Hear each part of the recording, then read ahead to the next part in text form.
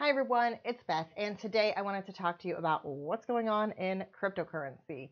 So I'm going to start with the raid on UpBit, then I want to talk about the rating system coming out from China and a new bill that was passed in the state of Colorado, and then I'm going to talk about a new coin that just got added to CoinMarketCap, and yeah, I'll do that at the end, so stay tuned. Okay, first, let me remind you, I'm not a financial advisor, so everything I say here, it is only my opinion. So please take the time, do your own due diligence, and then remember to never invest anything that you are unwilling to lose, especially in cryptocurrency, because oh my goodness, it is volatile in this space. All right, so on today, a very volatile day, we are looking at the top 100 and almost everything on here is red, and not just a little bit red, but like double digit red.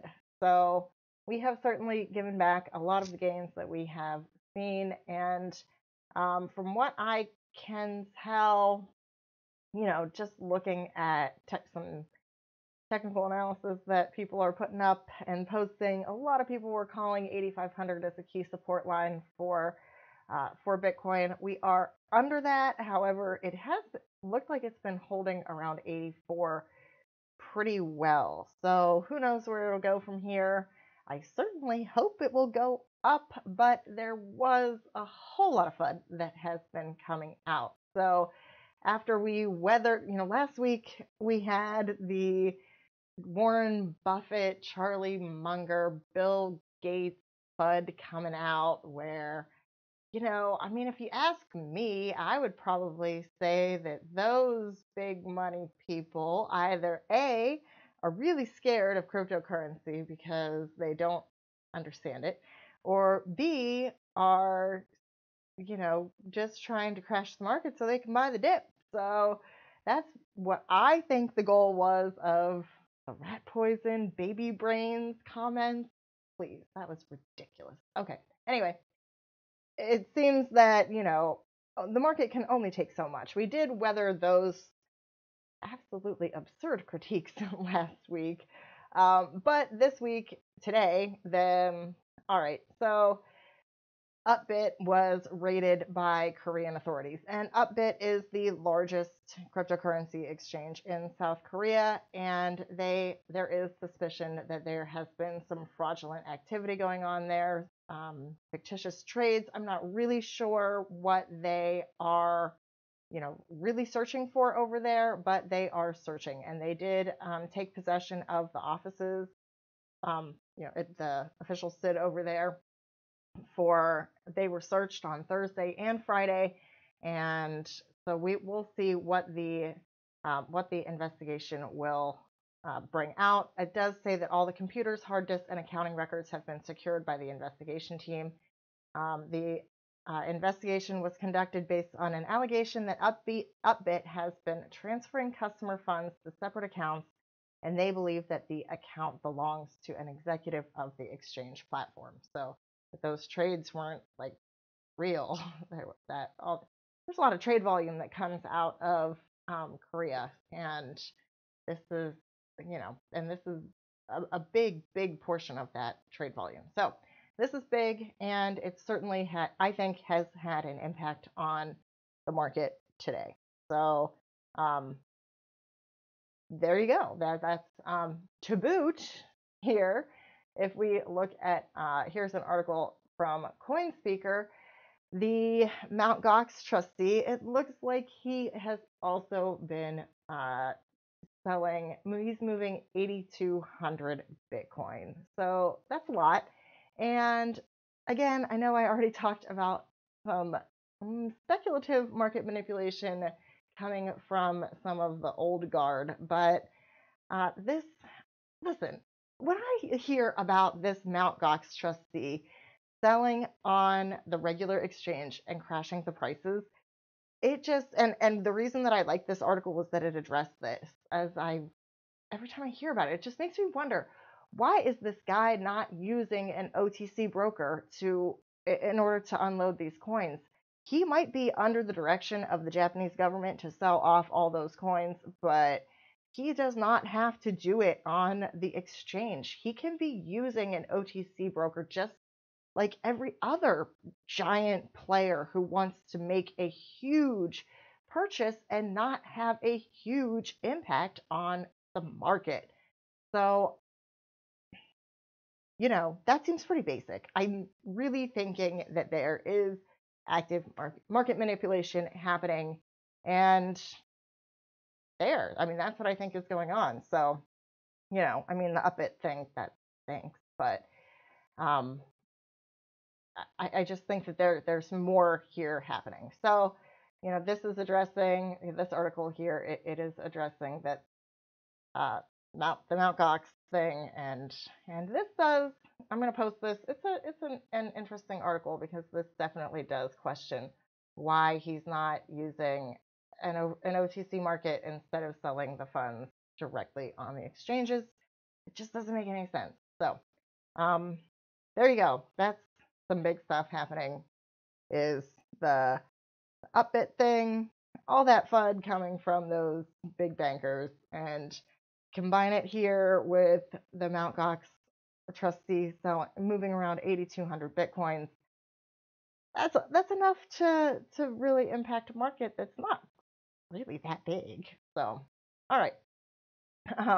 As a response to Charlie Munger and Warren Buffett, Max Keiser has, of course, Max Keiser is quite a Bitcoin supporter, but he has made a reaction to those gentlemen, and he basically says that, let's see, rat poison and baby brains. Come on, what ridiculous hyperbole. I can't, that's just silly. Who talks like that?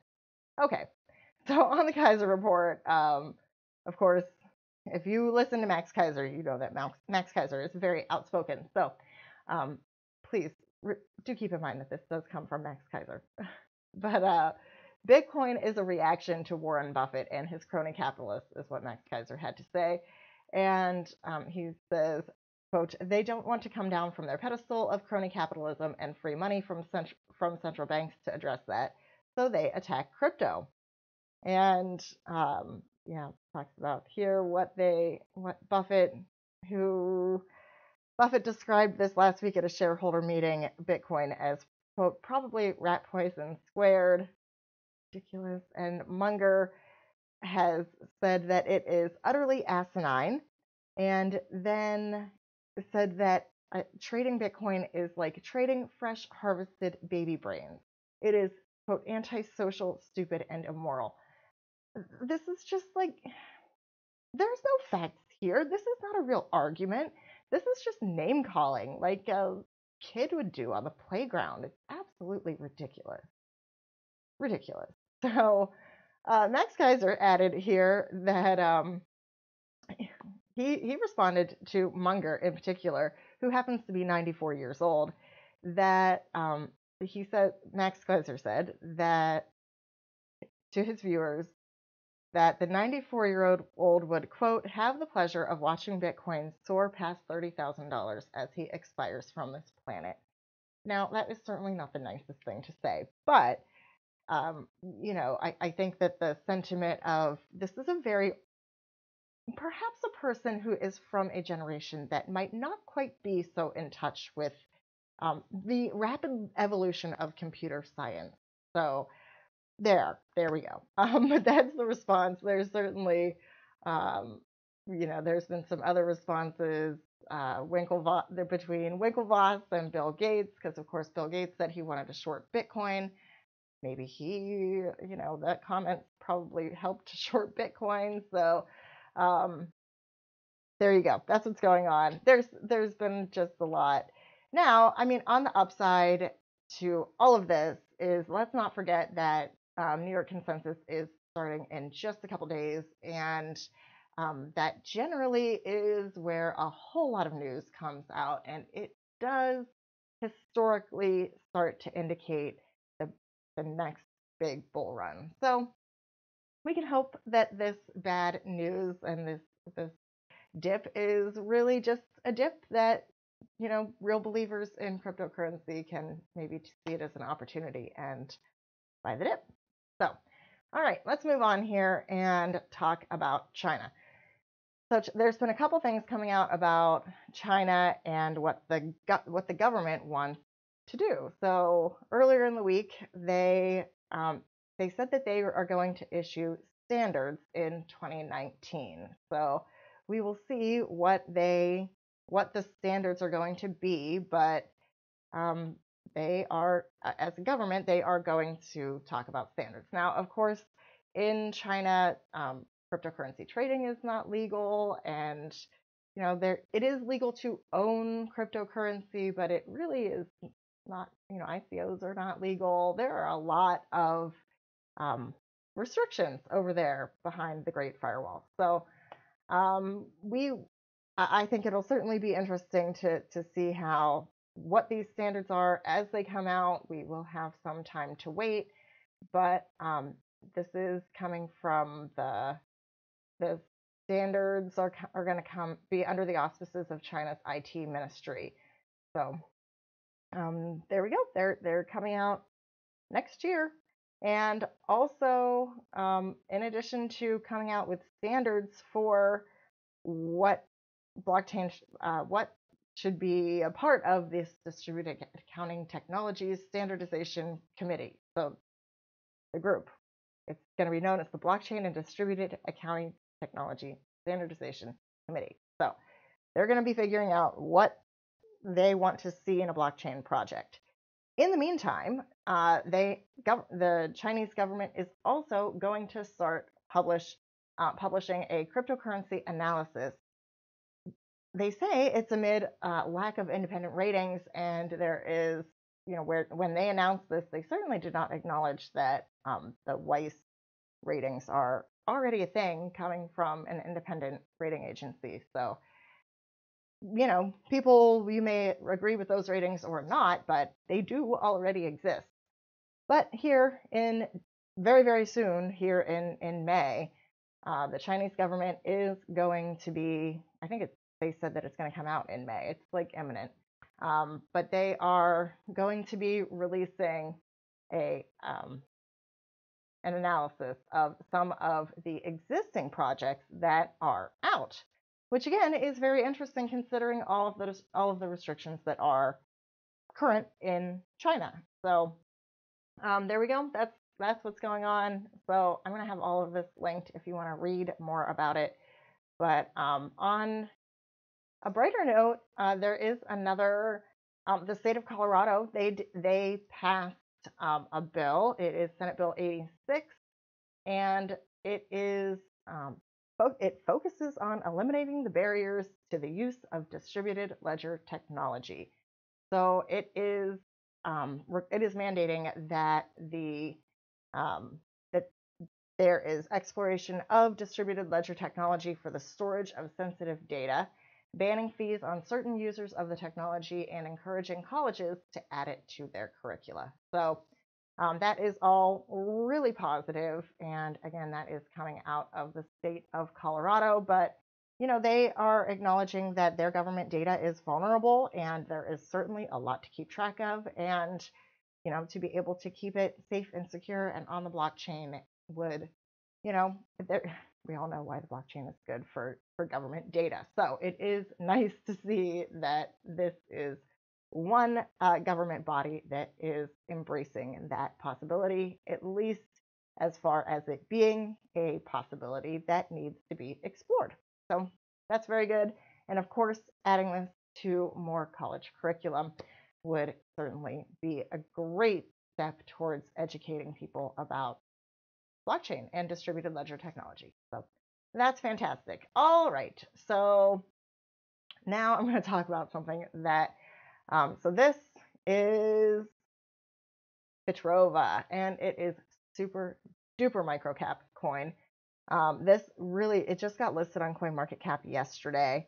It is, I don't know if you guys have seen this. This is coinlib.io, and it's kind of like CoinMarketCap, but there is a lot of live information here. Like, for instance, I can look at what the price has been on Token Store, or look at just what the price has been on Bancor, or what the average is. And I can change it between candles and not, and between log and linear and live or not. And there's a lot of really cool tools over here. So I know there's a lot of gripes about CoinMarketCap, so here is an alternative.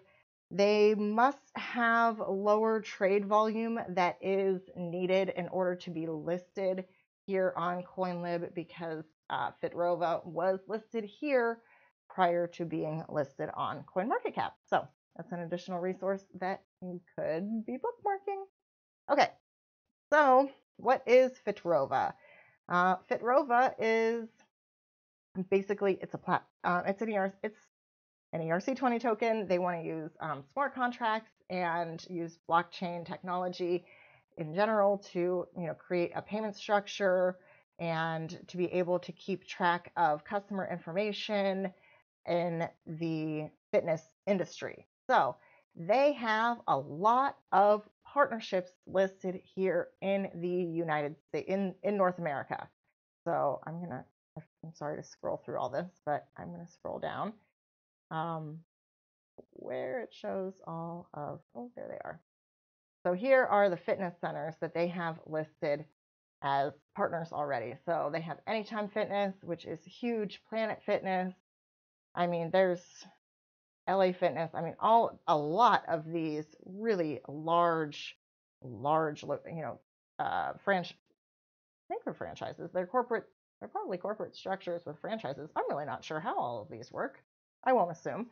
Things with lots of locations, big chains. That's what I'm looking for. Big chains that are going to be using this technology in the fitness industry. So why I'm talking about it right now is that they have made an announcement that they are going to be listed on 2 additional, I may have scrolled past it already. Here we go. Here's the news. So they post their latest news, and right now they're on Bancor, System Coin, and Token Store. But they are, according to this most recent article, they are about to be listed on both COS and Coin Exchange. So right now, I did buy some. I bought it on Bancor. It was really easy to use. So unfortunately, I bought it at a much higher price than this because I did buy it a couple days ago. But it is something that I did want to share with you guys because it looked like an intriguing opportunity for me, and I am hoping for some growth in my own position when it does get listed on some more exchanges. All right, that's going to do it for me tonight, everyone. I do hope you did enjoy the video. If you did, then please do leave it a like. And if you would like to see more from me, then please do subscribe to the channel. If you have any questions or comments, you can leave those in the comment section. And as always, I'd like to thank you very much for your time, and I will see you next time.